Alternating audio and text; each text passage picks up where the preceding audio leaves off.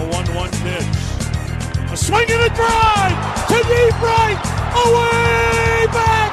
Goal! And with that hammy call, it is time for another episode of the Swing and a Try podcast, part of the Press Play Podcast Network. I am your host, Mike Voorhees, and alongside, as always, the best friend in the world, Brent Spillin. B-Spills, what is going on, my man? Wow, I didn't think we were going to get so emotional right off the bat. You know, in I got a positive way. I'm used to the Yeah. negative emotion, but not the positive right off the bat. My That's goal, very nice of you, Mike. Brent, my goal this evening is to stay positive all night. I'm not going to get negative. Oh, I'm my not. goodness. Okay, so like 30 seconds into the episode. I'm You're already drinking making that? drinking the Kool-Aid. Okay, I'm going to hold you to that. But no, man, I'm doing well. The weather's been hot. It's beautiful out there today or the last handful of days. Yeah. But what about you, man? How are you doing? How you feeling? Other than some family stuff going on, I mean, we had a family emergency on Saturday, which kind of changed the dynamic of things. That's right. So just things are going to be a little weird for the next couple of months and a lot of moving parts. So, you know, we'll stay positive. That's the best thing we can do. All right, I like it. Speaking of staying positive, man, how about these Cleveland Indians right now? My goodness. If you would have asked me back in April what I thought the Indians record would be after 65 or 75 games, I would have looked at you and probably said they'd be 12 to 15 games under 500 and just scratching and clawing, win a couple, lose a couple. I'm stunned right now at the way this team is playing. With everything that's going on. Tell you what, man, 42-33 right now. 9 games above 500. We're 2 games back of the White Sox. Yeah, thank you, White Sox, for having a little bit of a slump. Yeah, thank you for that. We appreciate that. Absolutely. I mean, the Indians we don't even play them for another month or so. No, the Indians, I mean, obviously, just what the doctor ordered, we're playing our wonderful team to the north, the Detroit Tigers, which we needed it last night in a big way. And the team showed up, man. They crushed Detroit. Season high in runs and hits. I'll take it. I will take it and run with it. Oh, man, that's a big thing here. We're going to need this offense to keep producing. I know that's at the beginning of the season. We're like, we need the pitching. The pitching is going to be great. That's what we have. That's why we're going to win. And now we're like, we need the offense. Please, we need the offense. I mean, we know we're not going to have a full, healthy lineup all the time. But the guys, man, they're producing. You talked about it, injuries. Let's look at it. We're missing Shane Bieber. We're missing Zach Plesac. We're missing Aaron Savali. We haven't really had a quality 4 or a 5 starter this year, although Cal Quantrill's making a case for that. He's had some really good starts as of late. The bullpen has held it together. We're missing Roberto Perez, Jordan Luplow, Franmil Reyes, and now you can add Josh Naylor to the list. Yeah, man. You beat me to it. I was going to talk about some of these injuries here, but I think that's the obvious thing to talk about, which we can almost talk. I think we've talked about it probably every episode for a while now. But do you remember it was May 26th, I believe, when we recorded. So about a month ago. Okay. We were 26-20. And at that time, I said we have 34 games through the month of June left. Yep.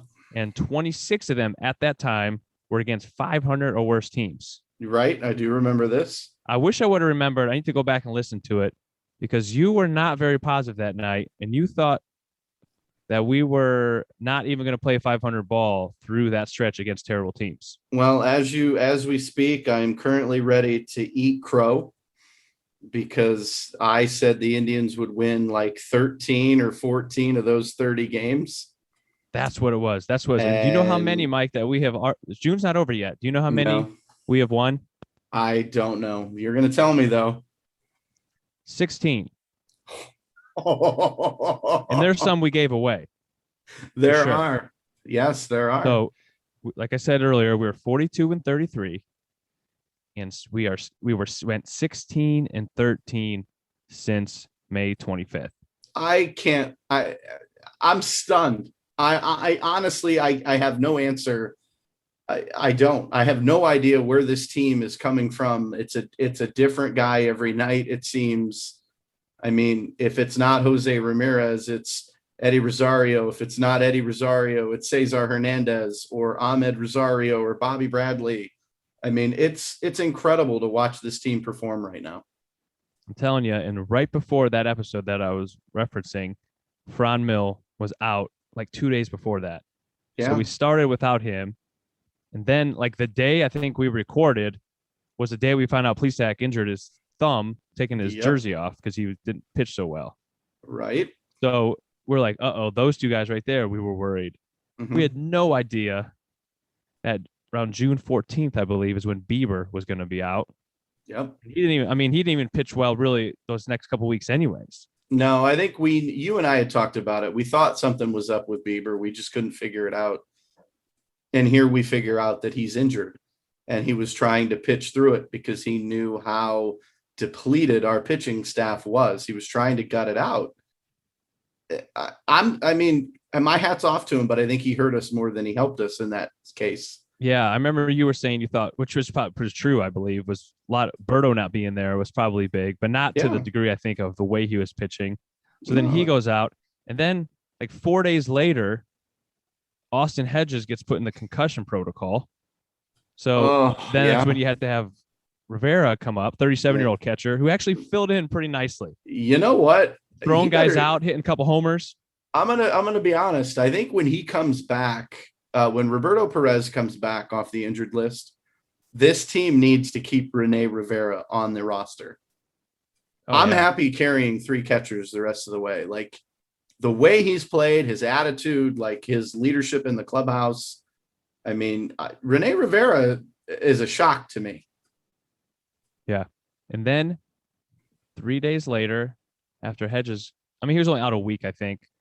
Yeah. Savali, that one was like, you got to be kidding me. When I heard that, I was like, well, originally, remember, we thought like, oh, maybe it's just a blister, like a hangnail. I'm like, okay, cool. You can probably pitch your next start or maybe miss one.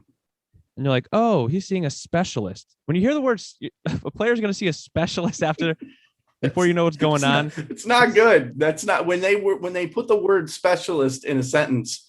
That's usually not a good thing. And that's when you and I remember texting you going, yep, we're in trouble now. The ship is taking on water. We've got gaping holes, but yet this team continues to shock everyone, regardless of the injuries. Yeah. And then just the other day, the unfortunate Naylor and Ernie Clement collision. That's one of those. I'm like, you see once, that's it. I don't want to see it again. I'll be honest. I was watching the game on television. That actually made me physically ill to see it happen and then to watch the replay again and again and again. Just awful. I mean, Josh Naylor's been playing well. I mean, I'm glad that we've been using him in right field and putting Bobby at first. That's how it should have been all season. But you never want to see a guy get injured like that. And you knew something was wrong immediately. I mean, he knew it, calling for help. I mean, he even slit his, like he made the throat slash sign to let the trainer know and the teammates know that he was in some severe pain and this was a serious issue. And I didn't realize that until I saw like the 4th or 5th replay. And I'm like, what did he just do? He made the throat slash gesture. Like that must mean help. I'm in trouble. Like, come now, come quick. Oh man, he was, yeah, that was, you hate seeing those. And I like Naylor. I mean, you need his, here we go. The outfield, you had somebody who was an everyday player in the outfield. And now you got to go back to the drawing board. Mercado was called up. We're back to spring training, Brent. I know. That's pretty much what it is. Yep. Luplo's not playing yet. I mean, it's going to be a bunch of platoons. No, I don't think so. There's one guy for me that has been an absolute stud. And I think the Indians made the waiver claim of the year. All right. Well, let's break there, Mike. Let's come back. Yeah. We'll take a quick break. And then I want to hear about The waiver claim of the year. You mean for the Indians or just in baseball? Oh, the baseball complete. This is the find of the season. This could save their season. Okay. We'll be right back.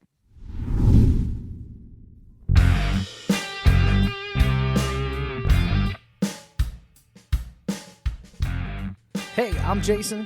And I'm Gary, and we love ball cards. And if you love ball cards too, good news. You just found your new favorite podcast. From breaks to grading. And from collecting to flipping, join us on the Ball Card Show. The sports podcast for the sports collector. Hi, my name's Jeremy Powell, co-host of the Oranges, Oranger, Browns podcast. Check us out anywhere you listen to podcasts. For all your Browns coverage, post-game, pre-game, anything you need Browns, you'll find it here on the Oranges, Oranger, Browns podcast. It's not a rumor, it's the truth. Ray Guy and Roder are back together again with the R&R podcast on the Press Play Podcast Network. We're going to talk Browns. We're going to talk Cavs, Indians, even if they're not playing well, which might happen. We're going to talk monsters. We're going to talk college football. You name it. When it comes to sports, Ray Guy and Rhoda, we're going to break it down for you as only we can. So make sure you join us right here on the Press Play Podcast Network. For the Dennis Maniloff Show, I'll tap into my 40-plus years of following Cleveland sports and 30-plus years of writing and talking about them, so as to bring you informed opinions and analysis of your favorite players and teams. I also will monitor the national sports scene and, when warranted, step out of the toy department and into the real world. And I'll always be on the lookout for special guests. By all means, join us. Hey everybody, it's Sam Amico from Cavs on the Break NBA podcast. Be sure to give us a listen for all your Cleveland Cavaliers recaps, analysis, breakdowns, draft talk, free agency. The list goes on and on. Give us a listen, Cavs on the Break NBA podcast. Want to hear more about your favorite TV shows and movies that are on countless streaming services? Then listen to Up Next with your new favorite hosts, me, Kristen Aviles, and me, Christina Walter. Every other week, we'll highlight one genre, but 2 movies or TV shows, one old and one new. We'll let you know what's hot and what's not from your favorite or least favorite streaming services.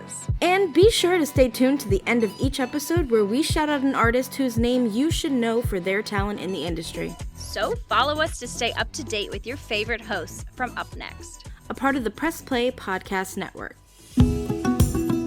Hi, my name is Sam Post, owner of Phenomwell CBD Store and PhenomwellCBD.com. That's like phenomenal, PhenomwellCBD.com. Tune in where we talk with experts about how the amazing hemp plant can make a difference for people's health and well-being from the Press Play Podcast Network. Hello, Brooks here with the Books with Brooks monthly book club podcast. We read one book a month and then we talk about it. Books like Stephen King's The Shining or Where the Crawdads Sing by Delia Owens. If you're on the hunt for book recommendations and enjoy sparkling conversation, come read along with us and then listen in. Hey, it's JD from the Hyman Podcast. I created this podcast to have hard conversations. Conversations that make us human but are also wildly uncomfortable. Conversations that help give voice to the voiceless and to the marginalized. Now you can listen to the entire first season on Apple Podcasts, Spotify, or wherever you get your podcasts from. Consider this your personal invitation to join the conversation. Hello everybody, my name is Don Mike Mendoza and I am your host for the Producing While Asian podcast. This podcast will contain conversations with AAPI producers, entertainers, actors, singers, songwriters, and anybody that touches the producing industry. I hope you enjoy. All right, Mike. Let us all hear who the waiver claim of the year is. Big Harold Ramirez. Who? I'm just Harold kidding. Ramirez. I know him now, but when that claim was made, that's what I said. Yeah, and I told you that he was a prospect with the Marlins. He had a great 2019, hit 276. I mean, he was a good player, and then unfortunately he got injured. And you all know what happens when players get injured. You lose your spot on the team, and then he really wasn't able to recover. But Brent, let me tell you something. This guy right now through 150 at-bats. He's hitting 289, 6 homers, 20 RBIs, and he's not even playing every day. He is now. I'm telling you right now, he should be in that lineup every single day. He is playing out of his mind, and Cleveland made the find of the century this season. I can't see him not playing every day now, but that's what this front office does, and that's why they're so good. We always talk about the pitching and the development, but they will find these guys. Yeah, every year they'll sign somebody off like a minor league contract or like a veteran.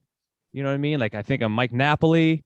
There's all these guys we could run through. Some of them don't work out, like your boy Carlos Gonzalez. You know, when are we going to drop this? I had to slip in there. I had to slip it in there. You're going to throw Cargo at me. I'm throwing Tyler Naquin back at you.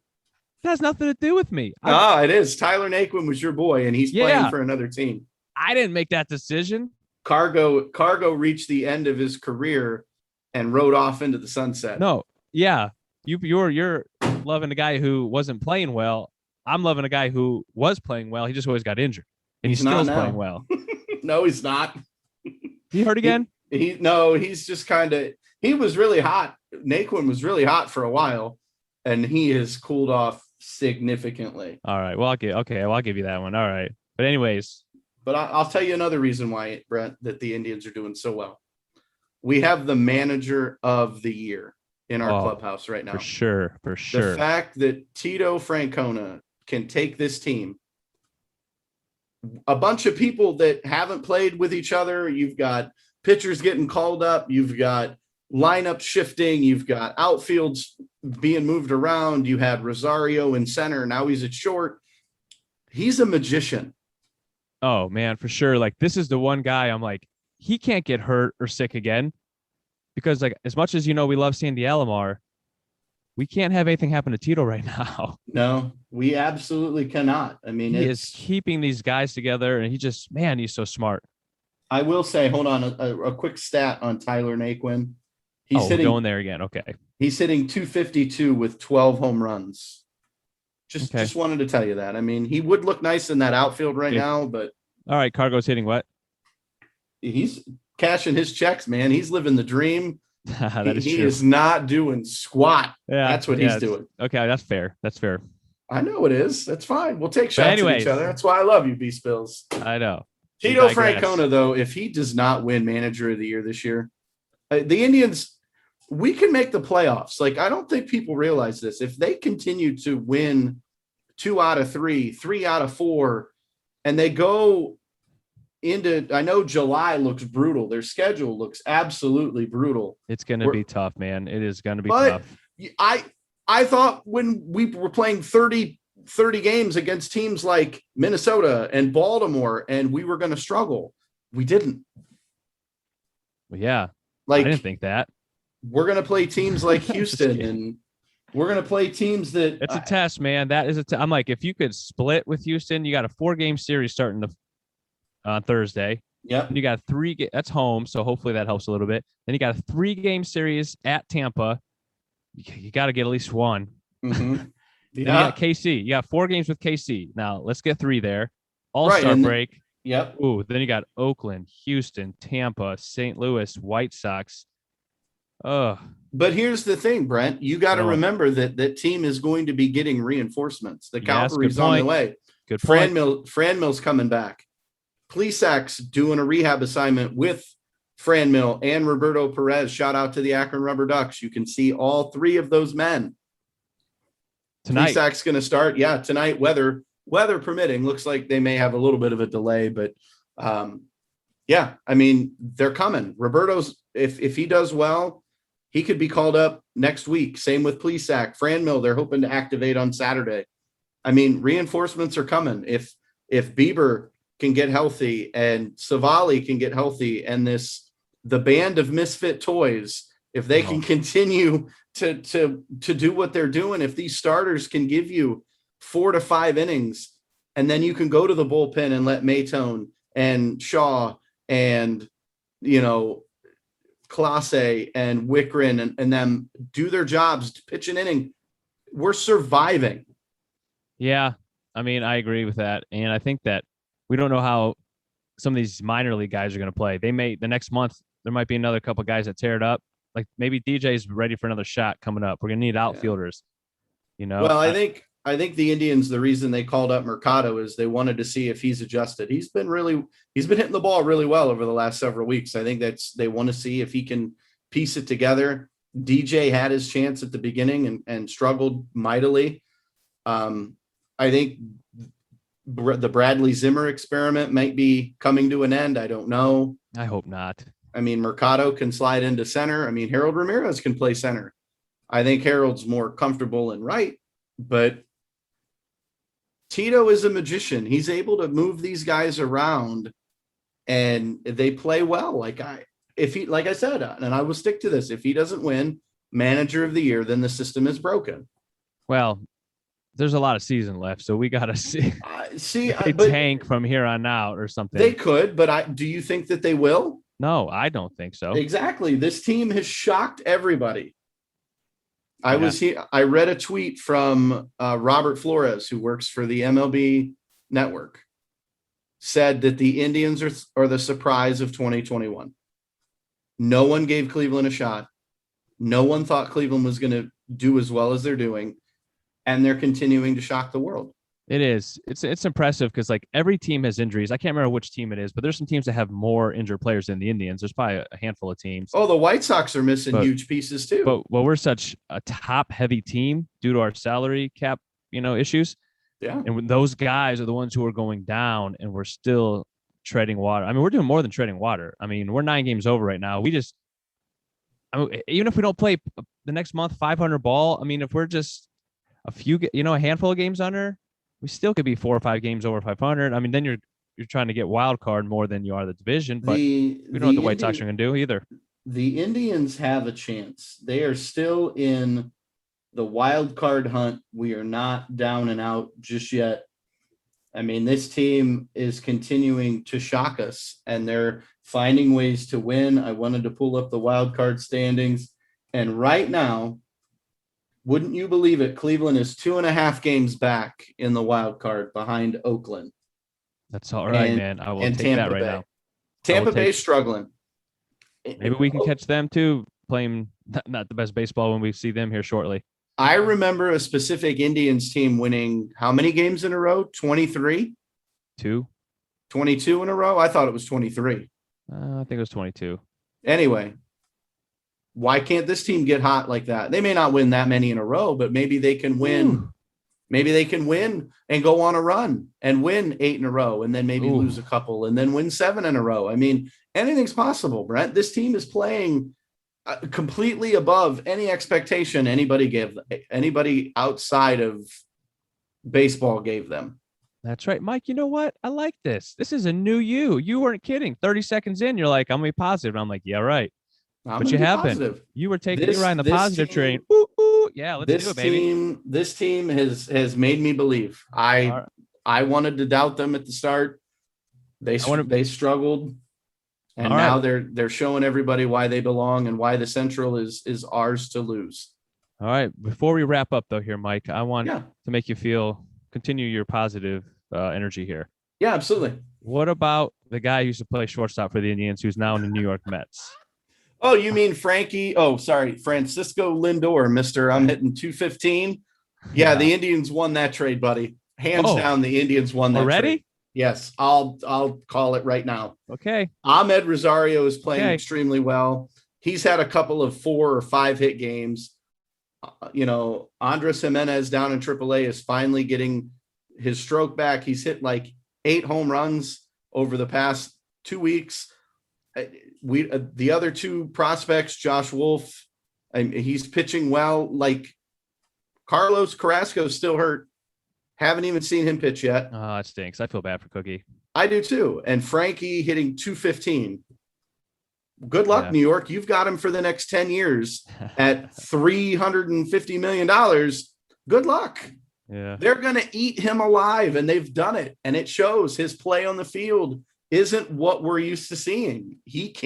I don't think he can handle it. I don't. I'm curious to see what happens there. Because remember when Jose had that long streak of not playing too well here? I'm curious if that's going to happen for Frankie, if he's going to start playing better. I hope not. I don't think so. I think that the New York media is awful towards athletes, especially when you don't perform. Oh yeah, for especially sure. when you sign a huge contract. They expect results. I was watching highlights the other night of Mets games, and I think Lindor had struck out, and the fans are booing him. Like, that's got to mess with your psyche. That's got to get under your skin. Like, I haven't been here. I've only been here not even 100 games yet. You're booing me? Yeah, that's Like, I wouldn't do. That's a little rough, but that's New York, though. yeah, it is. But yeah, I wonder well, if we'll he's see, regretting. Mike. We will see who in the long term does better with Indians trade or. I think he's the regretting Mets. his decision a little bit. I wonder if he is. Yeah, I guess we'll find out. So not in the short term, but we'll find out here next year or two. Yep, I think so. Hey, man, we're excited. The Indians are playing well. Another great show with you. I'm looking forward to seeing what over this next week or two, how they're going to play. Yeah. But yeah, man, another great night. I'm And looking forward to it, B Spills. yeah, as looking forward to always. talking more and seeing how they're playing, dude. And just thank you all for listening. And we will Absolutely. catch you very soon. Good night, everybody. Good night. Who keeps you cheering year after year? Who's got the ballpark? The best is all right here. Who's got the fans with so much Cleveland pride? Who's talking baseball?